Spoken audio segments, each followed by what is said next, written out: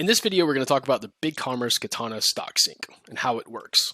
So if you have activated in your integration setup flow, great, you don't have to do anything. But if you haven't, because maybe you needed to do a stock count prior to activating it, then the way to turn it back on is to go into your settings, integrations, BigCommerce, and choose the reconfigure option.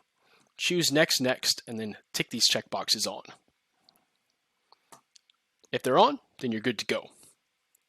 Now, the first thing I want to talk about is a couple of fundamentals for inventory tracking between BigCommerce and Katana.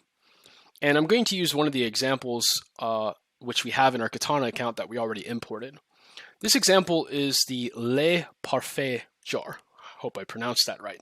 But the Le Parfait jar, currently, when it imported, it had a top level product, and that product has this variant code, or SKU, SLLPJ, and then it has a wide variety of different variations of this product following under it. This includes colors and sizes, or those combinations thereof, with their own unique stock keeping unit. Now, inside of BigCommerce, there is a setting where if you look at an item like that as an example, you'll see that under the inventory settings for how inventory is tracked, there will be something that says inventory. You can turn it on to track inventory. This must be turned on in order for the stock sync to work in the first place. Now, the second thing that's important to take note of is that you can track it on the product level or on the variant level. Now, what is the difference between tracking on the product level versus tracking on the variant level? In certain types of businesses, you can have a large variety of variations, but it's only tracked on the product level in terms of stock keeping. A great example with this would be like t-shirt industry. Maybe you have an orange medium t-shirt, but there's a large variation of different types of products of this orange t-shirt. So you could have a medium orange t-shirt that has, let's say, 20 or 30 different types of graphics on it. But you're not going to keep track of stock on the graphics. You're only going to keep track of stock of the orange t-shirt because all of those variations come from the exact same source of stock. So in a use case like that, you'll want to keep product level inventory tracking turned on. However, if the variations are actual physical goods, for example, that are already pre-existing, then you'll want the variant level inventory tracking turned on. Now, if you intend on tracking only the product level but importing all of those other variants, it might track inventory in your Katana account, but it won't be able to activate or push those variant level inventories back to your BigCommerce account if you're only doing it on the product level. It'll only pair with one product in your Katana account, and that's it. However, if you turn on variant level tracking, which we typically recommend as that fits most use cases, then I would turn this one on, and it will map to every single unique SKU that you have in your Katana account. And you'll need to turn tracking inventory on for every product and every product at the variant level. That works for the majority of cases. So if you have your settings turned out like that, then you're in a pretty good position to bypass all of the nuances that would come with your special configuration. Now, going back to our Katana stock sync, I want to talk about the importance of unique SKUs. So in Katana, in order for the stock sync to work, every single item that you have, whether it's a product or a variant, it doesn't matter. It absolutely must have a unique code or set of numbers or digits for the variant code or SKU field on that item. If you have any duplicates of this, then you have the risk of having that item pushing back the wrong stock level to the associated BigCommerce item. So you want to make sure that you have a 1-for-1 match, a unique one in Katana and a unique one in BigCommerce, because our system, every time a stock movement takes place, it searches that SKU, it finds it in BigCommerce, and then it updates the quantity of available stock for that item. So it's absolutely must that you have a unique SKU for any item that you intend to use the stock sync with. If you don't intend to use the stock sync, and you don't have an SKU for that item, then you can actually remove the SKU in Katana, and it won't update that stock in your BigCommerce account. Alternatively, you can only track items that are on the product level if it's a variant. And if that setting is turned off, for example, in BigCommerce, then of course it won't work. So there's a lot of different combinations that you can use, but best practice is have a unique SKU code for every item in your Katana account that will match to one on your BigCommerce account. Okay, so that's pretty straightforward. Now, the next thing that I want to talk about is a couple fundamentals in how stock tracking actually works in your Katana account. First thing is that if we go to the stock screen, the fundamentals of stock tracking in Katana are a little bit more comprehensive than they are in BigCommerce. Since BigCommerce is an e-commerce web store, the available inventory is actually what is called available inventory, which is different than the actual quantity of physical goods in stock. So for example, if you have 5 items in stock and you get a sales order that purchases one of those 5 items, you'll have 4 items available.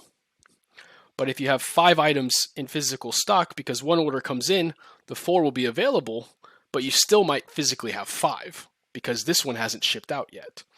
So it's very important to understand from a customer perspective, you are using this integration, what's the difference between available stock and actual physical in stock. So the way Katana actually calculates this number is that anytime, let's say, of those 5 items that you have in stock, if a sales order comes in and requests it, it creates something called a commitment. So the commitment will be equivalent to the total quantity in stock minus the one that is being spoken for, and that'll give you the available amount. So for example, if we take a look at a list of our existing products, you can see that this item, this Le Parfait jar, black medium, will have 4 units in stock, but it presently has 1 commitment. So the actual available stock that is being pushed back to your BigCommerce page is 4 minus 1, which should be 3. So if we head back into our BigCommerce screen and we take a look at the variations of this item, which would be the black medium jar, you can see that the available stock here is 3. But in reality, it's actually physically 4. But 1 is spoken for, which gives you 3. So that's how the stock sync works. Now, if, for example, let's say that we were going to choose this item and make a stock adjustment to it, then I'll show you how that actually looks from the stock sync perspective. So let's go into our inventory page.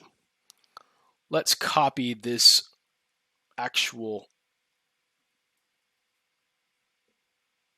SKU for the black medium unit. And let's create a stock adjustment. So there's currently 4 units in stock, 1 commitment, 3 available. So if we go to generate a stock adjustment for it, and we select the item like so, and then let's say we want to change it from 4 units to 10 units, then we should have 9 available. So we'll put an additional 6 here, and then that'll give us a total of 10. Now, if we go back to the stock screen, and we look at the same exact item, you'll see 10 pieces, 1 committed, 10 minus 1 equals 9. And when we head back into our BigCommerce page, we'll refresh the existing stock page like so, and we should see that the same exact item has now changed till 9 under inventory. So as you can see, black medium, 9 units. 10 minus 1 equals 9.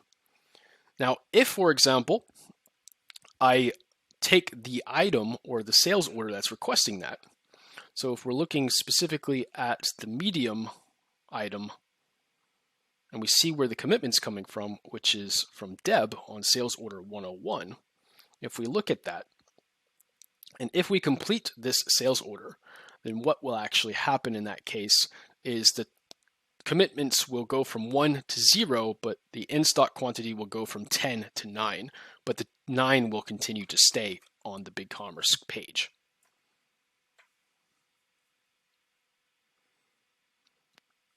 So that in general is one example of how the stock sync works.